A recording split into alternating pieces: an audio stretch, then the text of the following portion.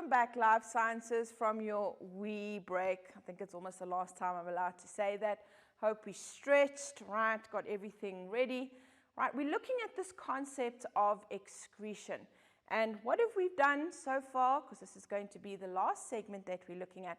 We looked at the excretory system, what excretion means. It means to get rid of waste products, specifically metabolic wastes. We looked at how we need to get rid of certain waste products. When we sweat, we get rid of water. When we breathe out, carbon dioxide, and especially the kidneys.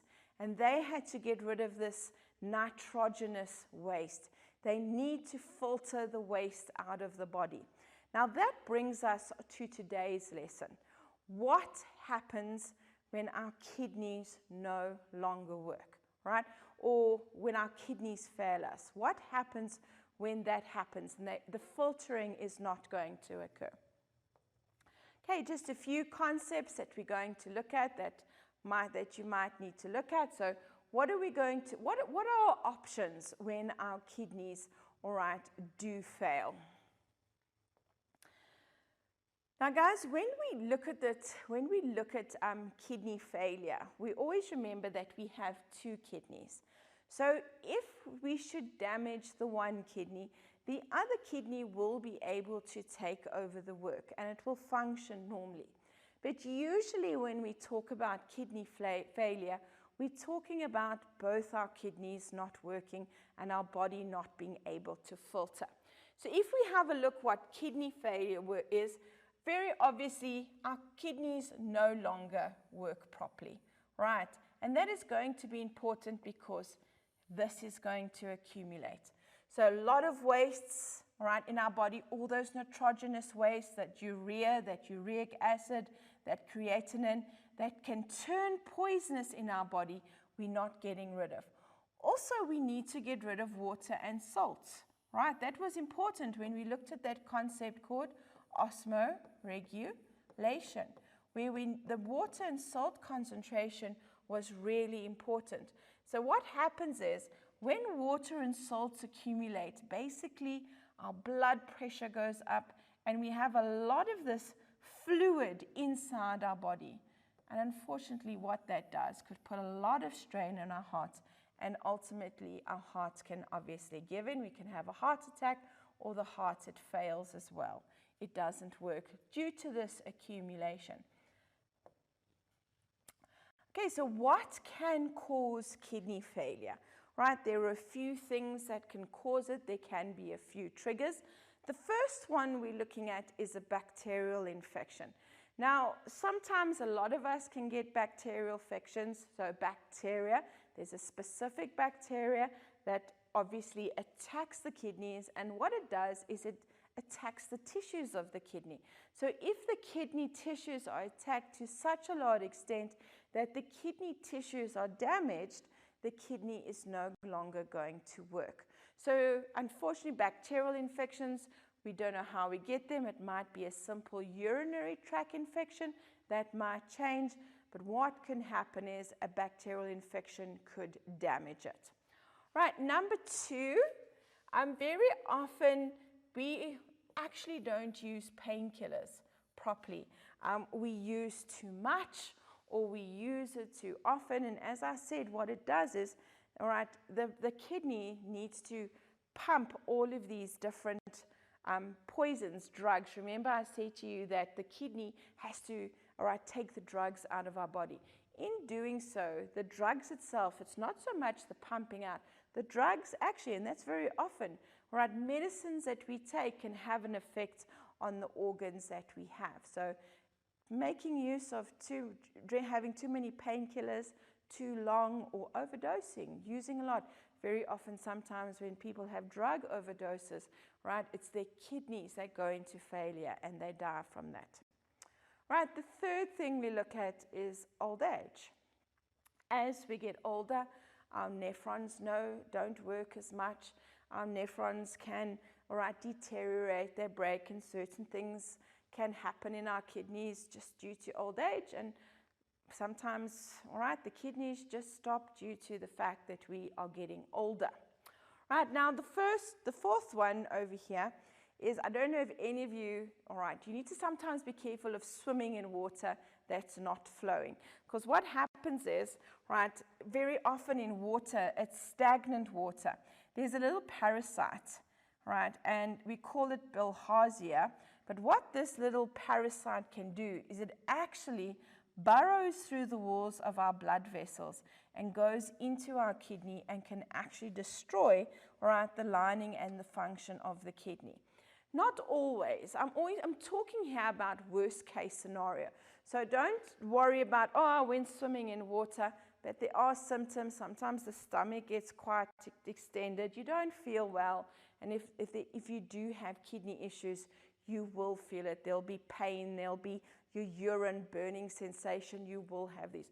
These are just possible causes of why a kidney could fail.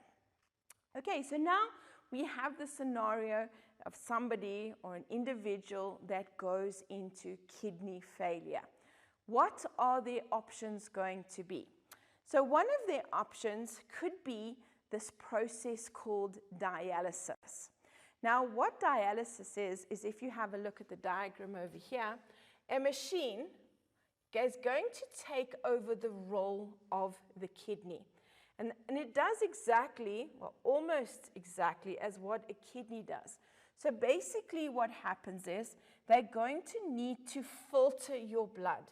So where your kidneys aren't able to filter it, this machine is going to do that. And I'm not going to go into great details of what it does, but basically the blood is going to be filtered through this machine. And the same way in which your tubules, all right, did the filtering, this machine is going to do exactly that. So it's going to have all this filtrate. You'll see it's called, okay, dialysate. So it's all this tissue fluid. And basically, again, what will happen is your body will keep all the things that it needs, but all those things like the urea, the uric acid, all of those nitrogenous wastes, there will be a concentration gradient. And all the wastes are pumped out because that's what it does, that concentration gradient. It pumps out of this machine and they put it into like a waste disposal machine. And they constantly will pump in this fresh. So what happens is while you're lying there, right, the blood, obviously your blood will go out. The machine will filter it and it will return back to normal. Now, when you look at this, the dialysis, you need to think of what would the advantages be and what would the disadvantages be. Now, if you look at the process, obviously it's going to filter your body. So if your kidneys are in failure, it's a process that you could, all right, go to, or if you are wealthy enough, can have a machine in your home that will do this for you. So basically it will keep you alive. But let's think about it, right? What would the disadvantages be? So guys, this usually takes up to 3 to 4 hours to do. So it takes a very long time.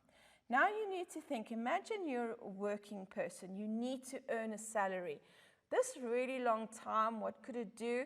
Right, it's going to obviously take a lot of time where you should have been earning money. So maybe your job might not be as, all right, not as nice. They might say to you, listen here, you might use your job because you're away a lot of time. Also, the machines are very expensive. Now, I can assure you that not all of our medical facilities are going to have it. And this obviously brings about, all right, rich versus poor. In our country, that is a large thing about access, right? Who can get access to the machines if they're wealthy enough, or they might have medical aid or access to these facilities, they might be able to, all right, be on dialysis a little bit longer. Also imagine if you have to travel by taxi after 3 to 4 hours, right, you've had this and you've got to travel to and from, it could get really expensive. Now, if I go back to this picture over here, guys, what they need to do when they put it into your arm is they're taking blood out of your body. And what happens is when blood goes out of the body, remember, it can coagulate, it can clot. So what they need to do is they need to put an anticoagulant, right? That is medicine that stops your blood from clotting. But that could also have other problems. So you could actually lead to more bleeding, etc.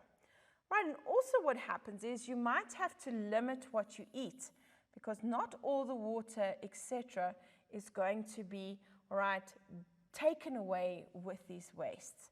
So when we look at the process of dialysis, it is a somewhat of a short-term, right, solution to the problem. But as I said to you, there are unfortunately many disadvantages.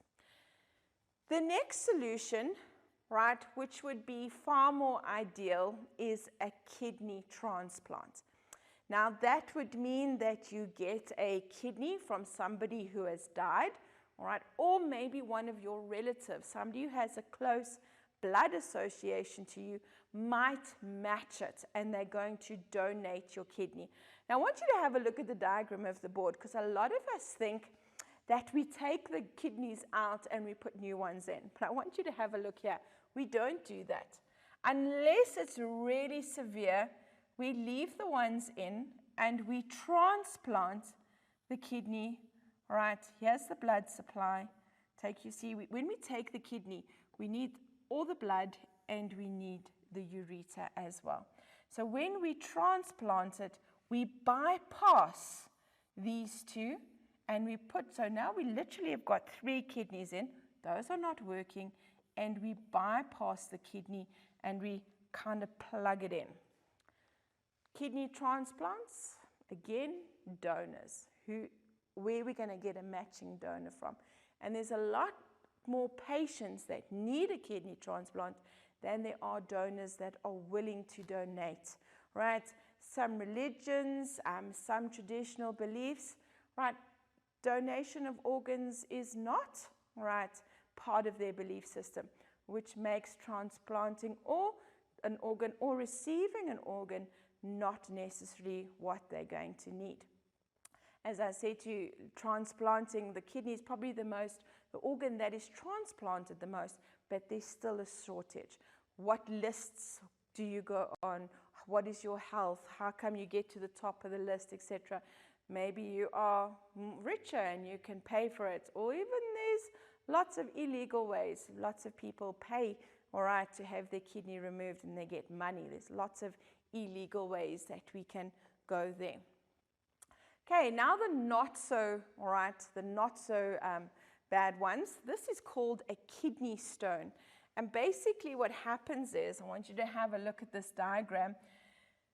The salts that are in the tubules, they actually form crystals and they block the kidney. These are examples of what the stone looks like. So where you should have a liquid, what happens is, and if you have a look at the causes, maybe you have too much calcium, cheese, right, or milk, those can all go into calcium salts.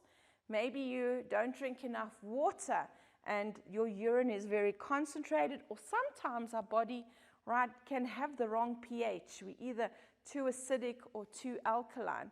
And what happens is, all right, let me go over here. These get stuck in there and we need to get them out because they cause a great deal of pain. I know I've had kidney stones 3 times. It was the most painful thing I have ever experienced. And usually what happens is that you pass them, okay? So you have a bit of infection because it stops the urine and your kidneys can swell and you feel like you want to urinate but you can't because nothing's coming out and you're in a great deal of pain. So generally what they'll do is they'll get you to pass it, or if you don't pass it, they can kind of like give little bursts, right, of like a light, and it breaks it up into smaller pieces. Not ideal. Drink your water, right, really, really good for you to have the water. All right, guys, that is it for excretion. I'm afraid time has run out. We've come to the end of our series on excretion. I hope you learned a lot. Until next time, cheerio, bye.